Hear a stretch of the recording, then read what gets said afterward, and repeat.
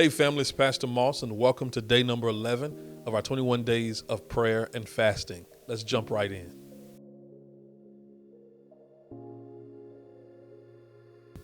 Our scripture focus for today is in the book of Psalms, the 80th division in verse 18 through 19, where the Bible says, "Then we will not turn away from you. Revive us, and we will call on your name. Restore us, Lord God Almighty, and make your face shine on us, that we might be saved." Our prayer focus for today is revival. This passage reminds us of our need for the Lord's constant presence and guidance in our lives. In times of hardship and struggle, it can be easy to turn away from God and lose sight of His plan for our lives. But these verses remind us to turn towards God and in humility and trust, asking Him to revive us and restore us. When we call on the Lord's name, we're acknowledging our dependence on Him and our need for His strength and His guidance. We are recognizing that without Him, we are lost and unable to navigate the challenges of life on our own. And so as we ask the Lord to revive us, we're also asking Him to renew our spirits, give us a new hope and direction.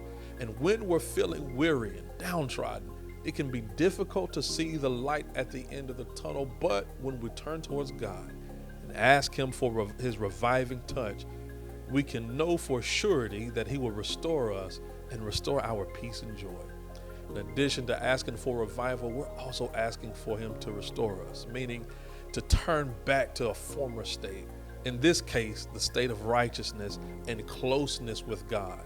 This is acknowledgement that we've strayed away from God and off the path of righteousness, and we need God's help to get it back. And so lastly, we want His face to shine on us. This is the image of God's face shining is a powerful one. It invokes the idea of His presence and His blessings. So when we're asking God's face to shine on us, we're not just asking for guidance and protection, we're asking for provision. We're asking for salvation, both in the spiritual, but also in our present circumstances. And so as we pray today, this scripture is a powerful reminder of our consistent need and dependence on the Lord's presence in our life, and how God has the power to revive us and to restore us, to lift us, to guide us to into His righteousness.